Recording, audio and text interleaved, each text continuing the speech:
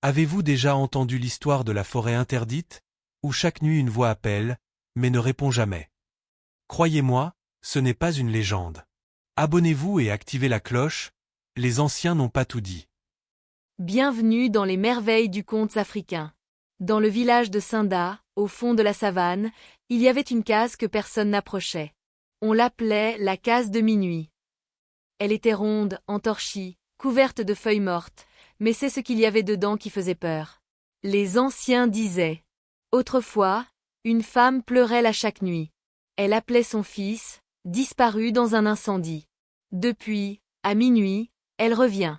Et si tu entres, elle t'adopte. Mais personne n'avait vu cette femme. Sauf peut-être Malik. Malik, 19 ans, rigolait de ces histoires. Lui, il venait d'Abidjan. Il était revenu au village pour les vacances. Un soir, pendant une veillée, les enfants parlaient de la case. Personne n'ose y entrer, même les coqs fuient le coin la nuit. Malik éclata de rire. Vous êtes sérieux? Ce n'est qu'une vieille case abandonnée. Demain, je filme tout et je vous montre. Les anciens se taisaient. Le doyen se leva. Garçon, tu peux rire, mais si tu y entres, ne frappe plus à notre porte. Car tu n'en sortiras plus entier. Mais Malik s'en fichait. Le lendemain, il se prépara. Téléphone chargé. Torche dans la poche. Il attendit minuit. Quand l'heure arriva, il marcha seul vers la case. Tout était silencieux. Même les grillons s'étaient tus. Devant la porte, il souffla. Juste une vidéo, 2 minutes, et je sors. Il entra. À l'intérieur, une odeur de cendres froides, de poussière humide.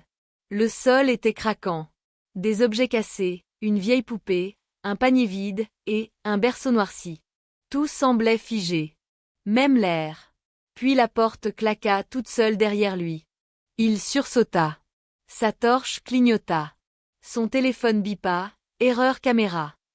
Il approcha du berceau. À l'intérieur, une petite couverture bougeait toute seule. C'est pas possible, murmura-t-il. Une voix très douce se fit entendre derrière lui. Tu es revenu, mon fils. Tu es enfin revenu. Malik se figea. Il n'avait pas bougé les lèvres. Il se retourna lentement. Personne. Mais le berceau était vide.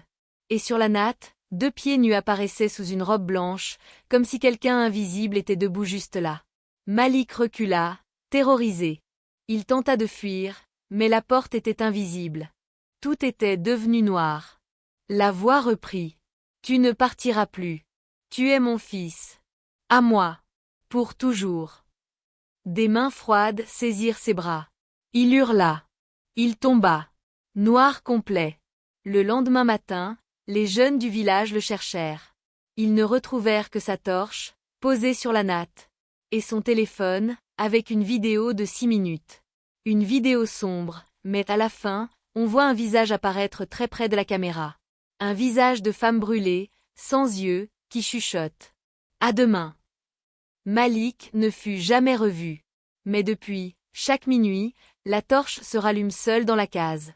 Cranéos en croix, morale. Ce que l'on croit être une légende est parfois juste endormi, en attendant un imprudent. Depuis ce jour, personne n'ose plus défier la case de minuit. Et toi, oserais-tu y entrer?